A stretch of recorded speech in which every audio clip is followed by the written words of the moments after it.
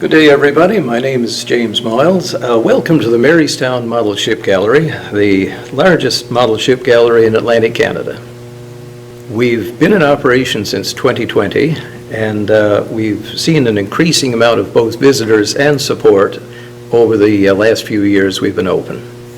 We have a large variety of ships from various countries and various eras, everything from reed boats from South America to nuclear-powered submarines. And also a wide variety of nations are covered. Ships from, say, the United Kingdom, America, Japan, Germany, quite a United Nations. Some of the ships that we have behind us, this is one of our more recent acquisitions. This was made by a man named Ville from St. John's, a handmade model of the Matthew. And it's a very detailed model. Mr. Hollett put a great deal of time and effort into it. He even went to the extent of making his own rope, which is quite a level of commitment. How many model ships do you have? We began with approximately 90 models. Now, they originated in British Columbia. There was a private museum in Vancouver that shut down when its founder died, and we inherited that model ship collection from that company. So over the past few years, we've grown from 90 ships to approximately 242 as of the last dates. Some quite large. Our largest one is over 4 meters long, and some quite small, only a few centimeters. The largest model that we have in our collection is a model of HMS Hood. That would be the British battle cruiser that blew up and sank fighting the Bismarck back in 1941. This is our model of Hood. She's 13 feet 6 inches long, built at a scale of 1/64. Quite a piece of work. The gentleman that built her picked away at it for 17 years in his spare time.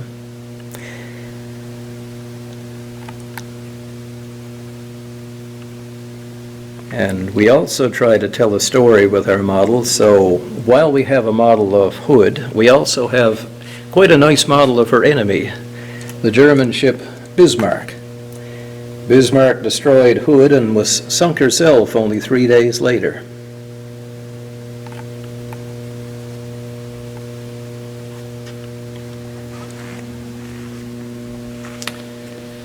Now, over here we have again another British ship, HMS Lion. HMS Lion was the flagship of Admiral Beatty at the Battle of Jutland in 1916, the largest battleship battle in history. She was a mixture of coal-fired with some oil firing as well, and quite an advance in engineering. We have a lovely model of the American battleship Missouri. Unlike the other ones, this ship, Missouri, is actually preserved as a museum ship in Pearl Harbor. Quite a piece of engineering.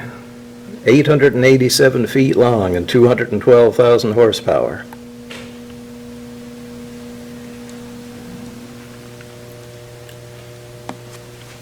Now, the gentleman who built our model of HMS Hood also built our other large one. He was certainly not afraid of trying the bigger objects. We have here an 11-foot model of the British battleship HMS Queen Elizabeth. Now, that old girl had quite a history. She survived 2 world wars with the Germans, which is quite a feat. She was even sunk once, raised up and put back in the service. So I'd say the Royal Navy got their money's worth.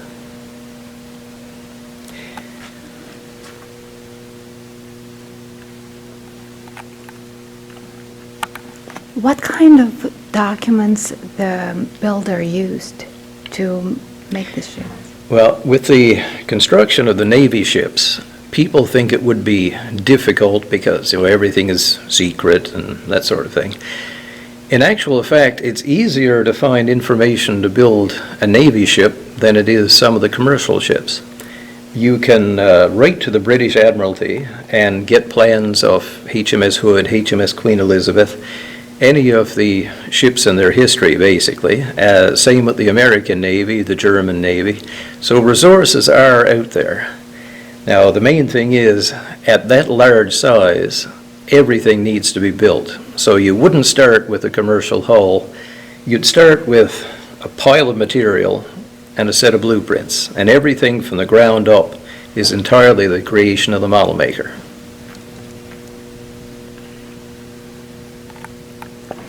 Do they require special maintenance? Most of them are quite sturdy. The ones that we find require the more maintenance tend to be the sailing ships, specifically the sails and the rigging, because a lot of the older sailing ship models we have, the sails are various weights of cotton, and most of the rigging is indeed cotton as well, and that tends to deteriorate over time. Now, some of the models that were built in from the 80s onward, they use increasing amounts of artificial fiber, which tends to not be terribly affected as the years pass by, which eases the maintenance burden. Like the ones in the back? Yes, that's a Newfoundland-made model, and that's very typical of what your average Newfoundland schooner would have been like in the 40s and 50s. Most Newfoundland schooners were painted black for the simple economic reason that black paint was simply the least expensive paint. And unlike the big Nova Scotia schooners like Bluenose that had the topmasts, most Newfoundland schooners did not have topmasts because they were able then to operate with a smaller crew. And of course, back in the glory days of the schooners in the 20s and 30s, times were economically very depressed. So it was important to manage your expenses carefully.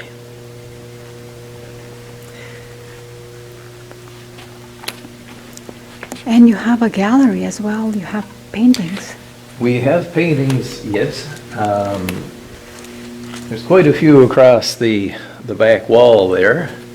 Now we're encouraging, in this upcoming season, we're encouraging local folks that have, drawings, paintings, wall hangings, basically anything two-dimensional that can be hung on a wall, to come in and display their artwork.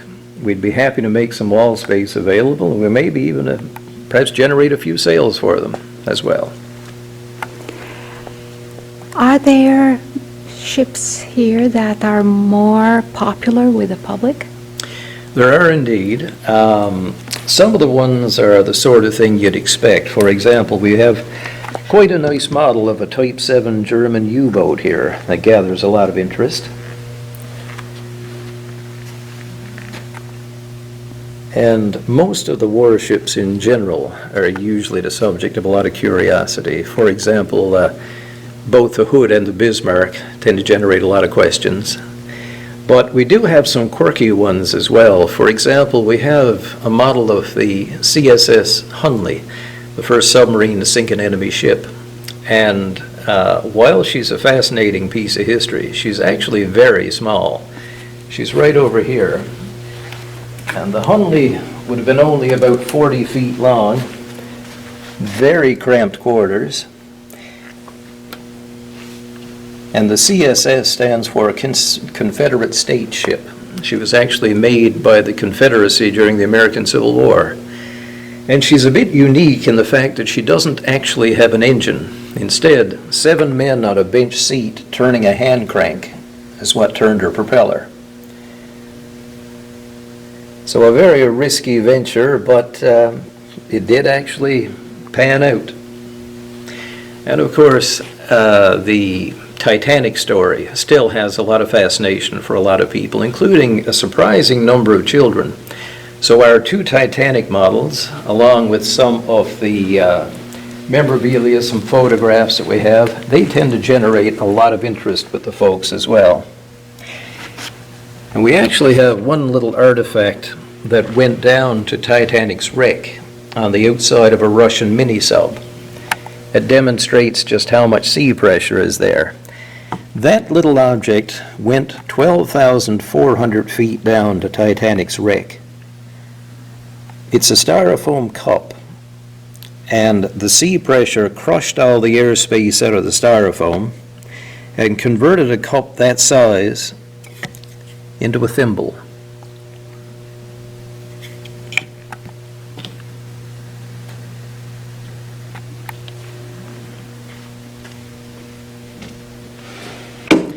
But now we do have some models of ships that were actually built in Marystown, the actual ship being built in Marystown, I mean, either at the shipyard or on the beach before the shipyard existed. And we have those right over here in this little room. Now, overall, the shipyard built 54 ships, several dozen fishing trawlers, tugs, ferries, a wide variety, actually. And a very nice example of the big offshore trawlers is this one, Penny Hope, built for John Penny in Ramia.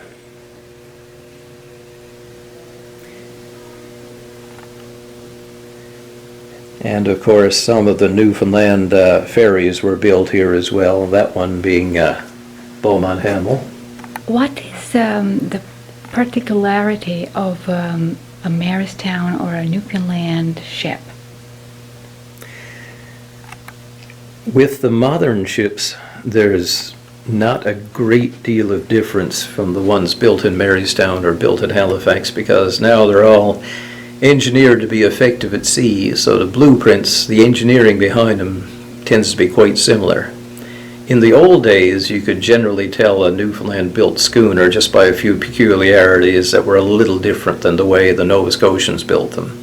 But nowadays, engineering has smoothed out the gaps between them, I guess you might say. Although once upon a time you could tell where a Newfoundland trawler was based depending on its name. For example, the trawlers on the shelf behind me, they're all Atlantic boats. Atlantic and a lady's name, for example, Atlantic Tony, Atlantic Olga, Atlantic Elizabeth. Whereas the ships from Grand Bank, say, started with Grand and a title, Grand Knight, Grand Prince, Grand Baron. Is there a reason?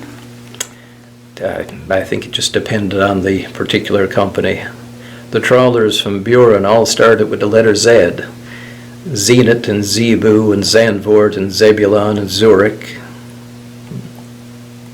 And in more modern times, they'd built some offshore supply vessels for the offshore oil industry as well.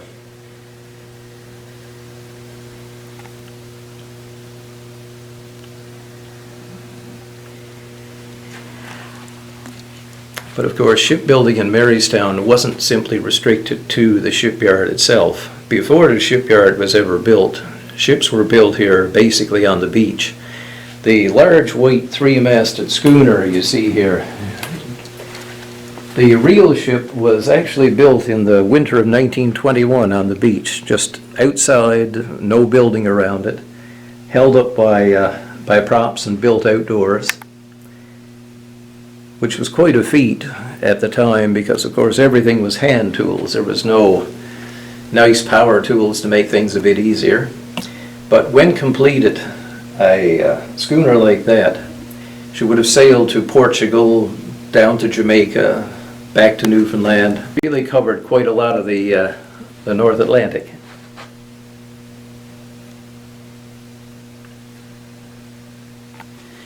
Now, the model ship that you see in the case to my left here was a model of the Lady Anderson, and her last captain was Captain Ed Fitzpatrick, the father of our committee member, Mr. Con Fitzpatrick. So this is your father? Yes, that's my father, Captain Ed, and some of his crew. There would have been many crews over the years, doctors and nurses, etc. This is his actual uniform, his spy glasses, and the last logbook on her was 1967. My father's writing on that, and Had very nice writing. an actual deck plank from her. The ship has just been destroyed since, and a unique map of the Newfoundland south coast and the Avalon, and Jim can tell you about that. Well, as you have a look at the map, you'll notice that there are little purple dots along the coast. Every purple dot represents a community she served at some point in her 37-year-long career. So she saw a great deal of Newfoundland. There would have been a doctor, a couple of nurses. Yes. They'd travel through the outports, vaccinate the children, help with a birth, pull a tooth, saw off a leg, try to provide what medical care they could in what's basically a very large island with a very spread out population. And a lot of the communities she served no longer exist. Quite a few of them disappeared in the 1960s during resettlement. That ship was not a big ship, she was 100 foot long, very powerful, twin props, and a very fast ship. And I was on her a few times, and not really a pleasure to sail on. She was so long and narrow, she was... Quite rocky.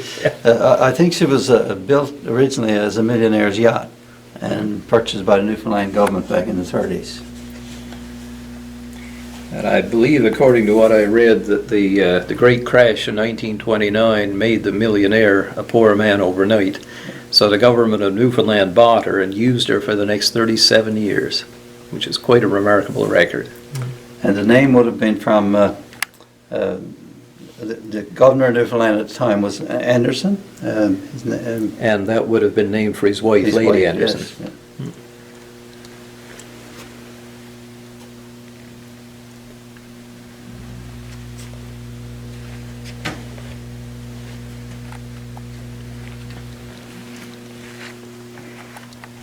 What other ships are right now still working in Marystown? From the ones that were built in Marystown? Yes. There are some of the trawlers that were built in Marystown are still operating, although they're almost all not in Newfoundland anymore. During the end of the trawler fishery, most of these trawlers were sold, some to South America, some as far away as New Zealand. But they were well-made ships, and some of them to this day are still operating. In fact, the very first ship built at the Marystown shipyard, the Atlantic Carol, we looked her up, and she's still afloat, and as far as we know, still working out of Uruguay in South America. 54 years old now, which is quite a life for a steel ship.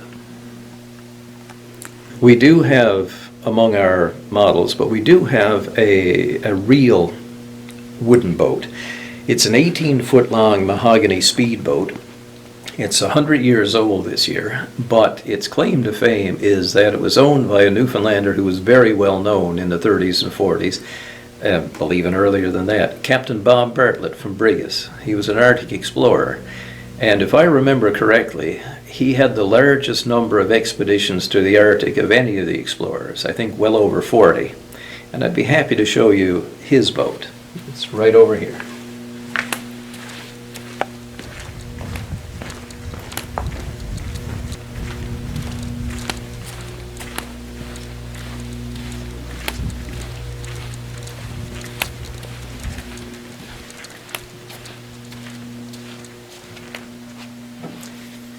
She's all mahogany, so the old girl is still pretty sturdy. Now, she does look a little rough now, but she's 100 years old and had quite an exciting life. But when she was new, she would have been a very pretty thing. This would have been a rich man's toy, not a working boat. And yes, she's very heavy. It took 4 of us to move her, and well, we don't want to move her any more than we have to. How can people find you? We have quite an active Facebook page, and if anyone would like to get in contact with us, they're welcome to message us through Facebook, but we also can be reached at our phone number, 709-357-2215, or at MarystownModelShipGallery.com. And yes, if anybody had any information they wanted to give us, or if they had any objects or artifacts they'd like us to have, please contact us. And if we can provide you with any information you're looking for, again, feel free to contact us. Des Moines Swim is a ship that was lost in 1917 in Burin. My great-grandfather, this guy here, was lost with all his crewmates. There was 21 men who were lost. On the 100th anniversary of our loss, we put a monument in Burin to basically keep the story alive. And since then, we found a picture, actual picture of the real ship, and my dad and great-grandfather put the model here together, and I restored her back to what you see here now. But, What's his name? Albert Gordon Moulton. But there was laundrygans and brochets and Giles and planks. There was all Burin names because it was from between Burin Bay Arm and Burin Bay where all the crew were from, which is only a small distance. You were saying, Harold, that there was an awful penalty to be paid in widows and orphans? There was 18 widows and 54 children left fatherless after the loss of the mine and swim, and it went on for a long time, the mourning period, because she disappeared. She wasn't heard of after she left, and I guess you're always wondering if they're out there somewhere trying to get back home. We've had a very successful season in 2024. We've actually had a wide variety of visitors, a larger number of visitors than any other year, but also an unusually high number of people from outside the country. Quite a few Americans, quite a few people from France. We've also had visitors from Norway, Germany, Bangladesh, New Zealand, Australia.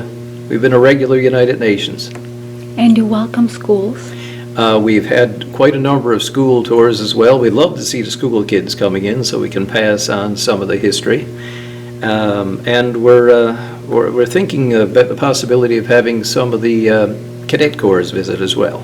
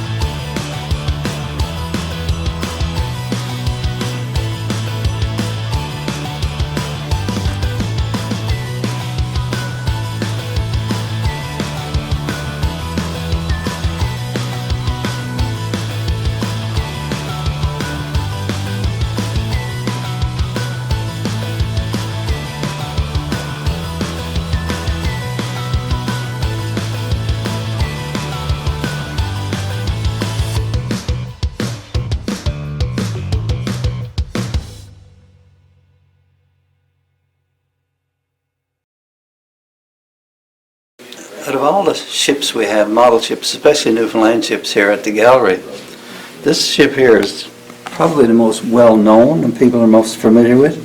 especially older generations, they come in and they say, oh yeah, my dad was on this, we got vaccinated on that ship, my grandmother went to the hospital on that ship. And just about everybody knows the Lady Anderson. It was from 1929, 30 up to 1967. And mostly across the south coast, from here towards Port aux Basques, because that was the most isolated part of Newfoundland. But when the roads started to go down to the settlements and the resettlement came in and hospitals were building along the way, then she was made redundant over there, but then they transferred to Placentia Bay here, and we had so many small settlements and islands within Placentia Bay that she patrolled that bay from say up the tip of the peninsula, Lamoline, St. Lawrence, Marystown, and down to Arnold's Cove and to Placentia. There was a hospital in Burin and a hospital in Placentia, so she would transfer patients back and forth. It was consisted of the captain and the crew. I think there was an engineer and 2 deckhands and a cook, my dad and first mate. What you see, this area with the windows, they had a clinic there, and it was medicinal supplies in there, and everything, like a doctor's clinic on the boat. And they didn't transport people in groups. Usually be only one person would be sick or in an accident, and they would transport that person very fast to the nearest hospital, or they would bring doctors to the settlement and they'd have vaccinations, say it was a whooping cough or the measles or these diseases, or tooth extractions, broken leg. She was a little hospital boat, and that was it, and she did a great service, probably saved many lives.